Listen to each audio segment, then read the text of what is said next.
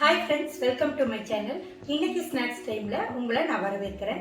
இன்னைக்கு நான் என்ன பண்ண போறேன்னா எக் பிரெட் மசாலா பஜ்ஜி. அதை எப்படி பண்றதுன்னு சொல்லி பாப்போமா?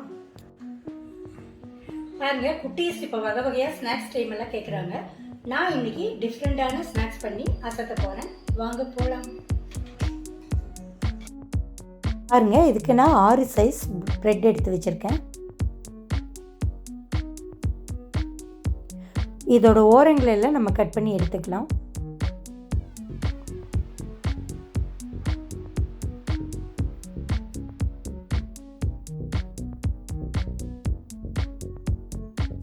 அதுக்கு தேவையானது பெரிய வெங்காயம் குட்டி குட்டியாக கட் பண்ணி வச்சுருக்கேன்.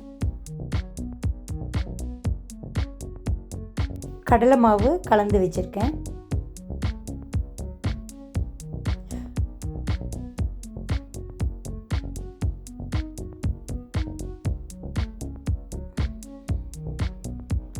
முட்டை 5 எண்ணம் வேக வச்சு எடுத்து வச்சுருக்கேன்.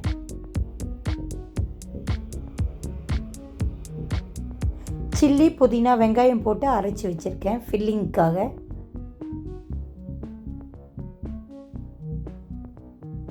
பீட்ரூட் மசாலா தனியாக எடுத்து வச்சுருக்கேன். கொஞ்சம் தண்ணி எடுத்துருக்கோம். இப்போ இந்த பிரெட் துண்டுகளை அப்படியே டக்குன்னு முக்கிட்டு நம்ம எடுத்து வச்சுக்கலாம். ஒவ்வொரு தட்டிலையாக எடுத்து வச்சுக்கலாம்.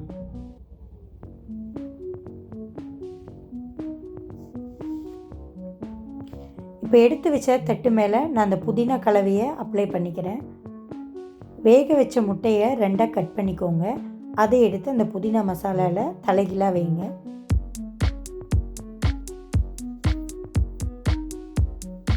இதுக்கு மேலே நான் பீட்ரூட் துருவலை போட்டுக்கிறேன். லைட்டாக பொடி வெங்காயத்தை மேலே தூவிக்கோங்க. இப்போது இன்னொரு பிரெட் பீஸை அது மேலே வச்சு நான் மூடிக்கிறேன். இதை அப்படியே மாவில் முக்கி பொரிக்க போகிறேன். இன்னொரு மெத்தடு பார்த்திங்கன்னா, அந்த ஓரமெல்லாம் கட் பண்ணாமல் 2 பீஸ் பிரெட் எடுத்திருக்கேன். அதில் இந்த புதினா கலவையை அப்ளை பண்ணிக்கோங்க. 2 வகை மெத்தடில் நான் இது பொரிச்சு எடுக்க போகிறேன். பாருங்கள், வெங்காயத்தை தூவிக்கோங்க.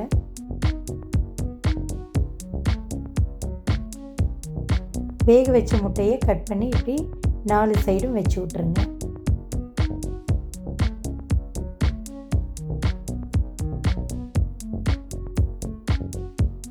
இது மேலே பீட்ரூட் துருவலை போட்டுக்கிறேன்.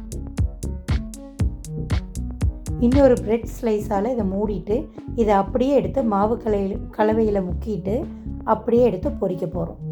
பார்த்து முக்குங்க.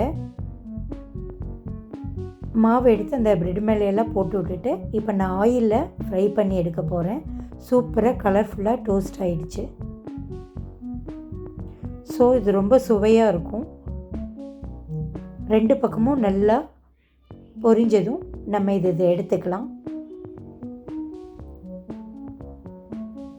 இது சாப்பிட்றதுக்கு சூப்பராக டேஸ்டியான ஒரு ஸ்நாக்ஸ். குழந்தைகளுக்கு ரொம்ப பிடிக்கும், பெரியவங்களுக்கும் பிடிக்கும். கண்டிப்பாக வீட்டில் பண்ணி கொடுங்க.